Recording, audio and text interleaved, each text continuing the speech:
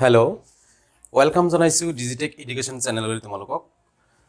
আজি এটি নতুন ভিডিঅ'ৰ সৈতে তোমালোকৰ লগত মিলিত হৈছোঁ। ভিডিঅ'টো হ'ল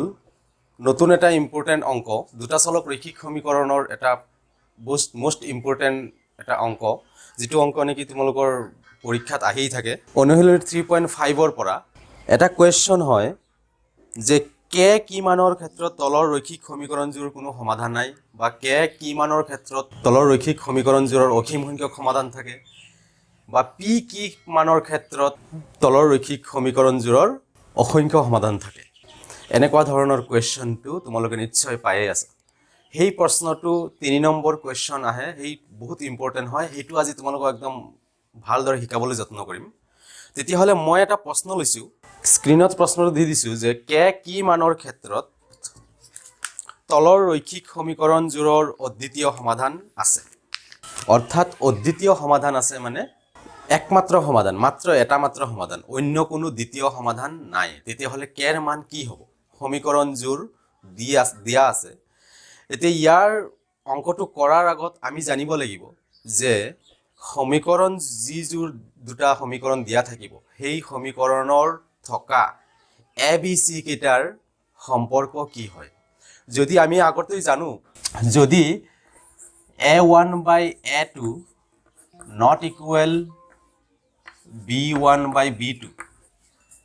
এই কণ্ডিশ্যনটো যদি হয়, চৰ্তটোৰ ফলতহে সমীকৰণযোৰৰ মাত্ৰ এটাই সমাধান থাকে, অদ্বিতীয় সমাধান থাকে। এই চৰ্তটোৰ কাৰণেহে সমীকৰণযোৰৰ মাত্ৰ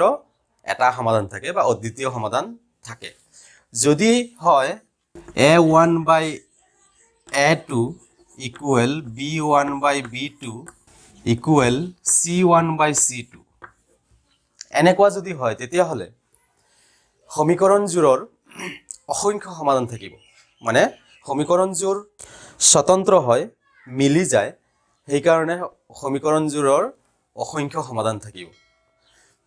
যদি কয় বোলে কোনো সমাধান নাই, তেনেহ'লে কি লিখিম আমি? a1/a2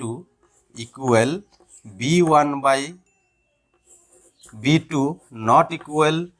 c1/c2 বুলি আমি লিখিম। এতিয়া যদি কয় একমাত্ৰ সমাধান আছে বা অদ্বিতীয় সমাধান, তেতিয়াহ'লে এই চৰ্তটো আমি ব্যৱহাৰ কৰিম। আৰু যদি কয় বোলে অসংখ্য সমাধান আছে, তেতিয়াহ'লে আমি এই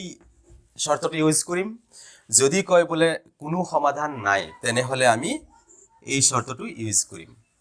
আমাৰ প্ৰশ্নটোত কৈছে অদ্বিতীয় সমাধান আছে, অৰ্থাৎ এটা সমাধান আছে, তেতিয়াহ'লে আমি এই চৰ্তটো ইউজ কৰিম। তোমালোকে ভিডিঅ'টো ভালদৰে চোৱা, সেই অংকটো আমি সমাধান কৰিবলৈ চেষ্টা কৰিম। প্ৰশ্নটো হ'ল most ইম্পৰ্টেণ্ট দেই, এই এনেকুৱা এটা অংক আহিব 3 নম্বৰ।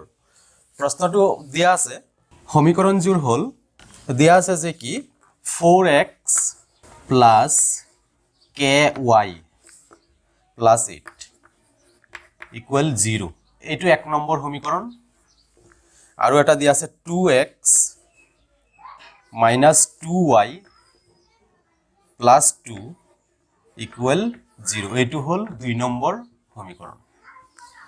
এই সমীকৰণ দুটাৰ চৰ্তটো কৈছে কি চৰ্তত সমীকৰণযোৰৰ কোনো মাত্ৰ একমাত্ৰ সমাধান আছে, মাত্ৰ এটা মাত্ৰ সমাধান আছে, অদ্বিতীয় সমাধান আছে। তেতিয়াহ'লে এই সমীকৰণযোৰৰ পৰা প্ৰথমতে আমি লিখি ল'ব লাগিব এ বি চি কেইটা কি হয়, লিখি ল'ব লাগিব। ইয়াত আমি লিখিম কি, ইয়াত এনেকৈ লিখি দিয়া, নিজৰ ভাষাত লিখিলে হ'ল। ইয়াত a1 ইকুৱেল কি হয়, a1 হ'ল এক্সৰ সহগ, 1 নম্বৰ সমীকৰণৰ এক্সৰ সহগ হ'ল 4। b1 কিমান আছে, ৱাইৰ সহগ, ৱাইৰ সহগক কে বুলি আছে, বিৰ সহগ কে। আৰু c1 ইকুৱেল কি আছে, +8, c1 হ'ল +8 বুলি আছে। আৰু a2 কিমান আছে, 2 নম্বৰ সমীকৰণৰ পৰা, 2 নম্বৰ সমীকৰণৰ পৰা পাম a2 মানে এক্সৰ সহগ 2, ৱাইৰ সহগ -2 মানে b2 ইকুৱেল -2, আৰু c2 হ'ল +2। গতিকে আমাৰ চৰ্তটো কি আছিলে, যিহেতু সমীকৰণযোৰৰ অদ্বিতীয় সমাধান আছে, এতেকে কি লিখিব পাৰিম, a1/a2 not equal b1/b2 বুলি আমি লিখিব পাৰিম। আমাৰ চৰ্তটো হ'ল এইটো যেহেতু সমীকৰণযোৰৰ অদ্বিতীয় সমাধান মানে দ্বিতীয় আৰু কোনো নাই মাত্ৰ এটা সমাধান একমাত্ৰ সমাধান তেতিয়াহ'লে এই শৰ্তটো হ'ব তেন্তে আমি কি লিখিম ইয়াত লিখি দিওঁ a1 হ'ল 4 বহাই দিয়া নিজৰ জাগাত a2 হ'ল 2 not equal b1 হ'ল k আৰু c1 হ'ল b2 হ'ল 2 a1 4 a2 2 b1 k আৰু b2 -2 b2 হ'ল -2 এতিয়া এইটো আমি কি কৰিম not equal এইখিনি আমি বজ্ৰগুণ কৰি দিওঁ কি হ'ব k ইফালে আনিলে 2k k into 2 2k equal 4 into 2 -2 মানে -8 তেন্তে ইয়াৰ পৰা 2k equal -8 k equal কিমান হ'ব -8/2 মানে -4 k equal কিমান পালো আমি k not equal -4 এবিলাক সব not equal আছে k not equal -4 মানে k এর মান -4 ৰ বাহিৰে আন সকলো মানৰ বাবে সমীকৰণজোৰৰ অদ্বিতীয় সমাধান আছে তেন্তে এতেকে কি লিখিম আমি ইয়াত এতেকে k এর -4 ৰ বাহিৰে আন সকলো মানৰ বাবে অদ্বিতীয় সমাধান আছে answer to এখিনি চাই ল k is not equal 4 ওলাইছে আমাৰ k is not equal -4 ওলাইছে তেতিয়া হলে k এৰ মান -4 হ'ব নোৱাৰিব কিন্তু আন সকলো মান হ'ব পাৰিব তেতিয়া হলে কথাটো আমি এনেকে লিখিম যে k এৰ -4 ৰ বাহিৰে আন সকলো মানৰ বাবে অদ্বিতীয় সমাধান আছে এই অংকটো এইখিনি লৈকে নেক্সট আৰু এটা অংক কৰি আছো এতিয়াৰ অংকটো হ'ল এনেকুৱা ধৰণৰ অংক আৰু এটা অংক হয় যে k কি মানৰ ক্ষেত্ৰত তলৰ ৰৈখিক সমীকৰণজোৰৰ অসীম সংখ্যক সমাধান আছে আমি আগৰ অংকটো কি কৰিছিলো যে মাত্ৰ অদ্বিতীয় সমাধান আছে মানে এটা সমাধান আছে এতিয়া আমি কৰিম অসীম সংখ্যক সমাধান আছে তেতিয়া হলে অসীম সংখ্যক সমাধানৰ শৰ্তটো কি যে a1/a2 equal b1/b2 equal c1/c2 এইটো যদি হয় তেতিয়া হলে অসীম সংখ্যক সমাধান পাম এই শৰ্তটোৰ পৰা আমি k এৰ মান উলিয়াবলৈ চেষ্টা কৰিম প্ৰশ্নটো মই স্ক্ৰিনত দি দিছো যে k এৰ কি মানৰ বাবে তলৰ ৰৈখিক সমীকৰণৰ জোৰৰ অসীম সংখ্যক সমাধান থাকিব এই প্ৰশ্নটো হ'ল kx দিয়া আছে kx plus 3y minus whole k minus 3 whole equal 0 আৰু এটা হ'ল 12x plus ky minus k equal 0 এই অংকটো আমি কৰিম তেতিয়ালে প্ৰথমতে লিখি লও দিয়া আছে কি দিয়া আছে সমীকৰণ দুটা যে kx plus 3y minus k minus 3 equal whole k minus 3 equal 0 আৰু 12x plus ky minus k equal 0 এই দুটা সমীকৰণৰ পৰা আমি a b c খিনি লিখি লওঁ এই দুটা সমীকৰণৰ k এৰ কি মানৰ ক্ষেত্ৰত অসীম সংখ্যক সমাধান থাকিব তেতিয়া হলে ইয়াৰ পৰা প্ৰথমতে আগৰ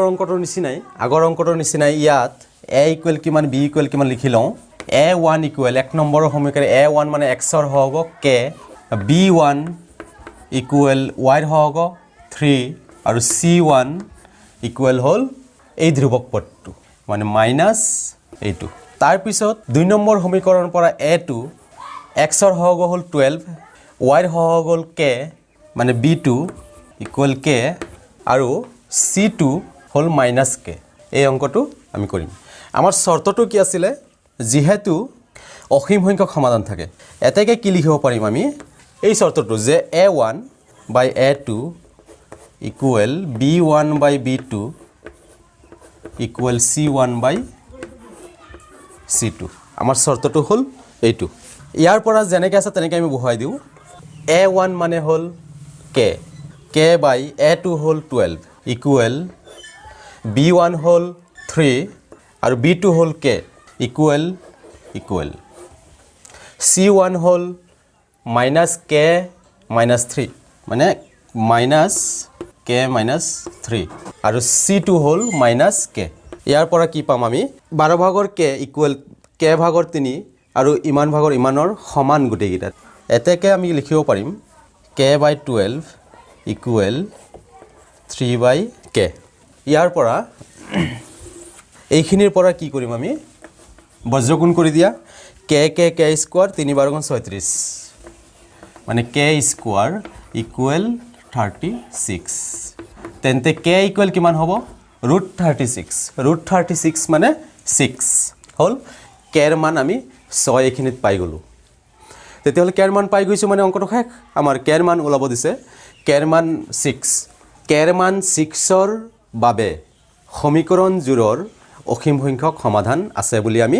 গম পালো তেতিয়াহলে অঙ্কটো আমি k এর মান পাই গৈছো 6 এনসারটো হল k এর মান নিৰ্ণয় k এৰ মান 6 হ'ব পাৰে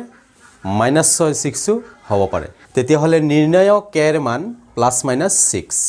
যেহেতু আমি k square equal 36 k equal √36 মানে কিমান √36 ৰ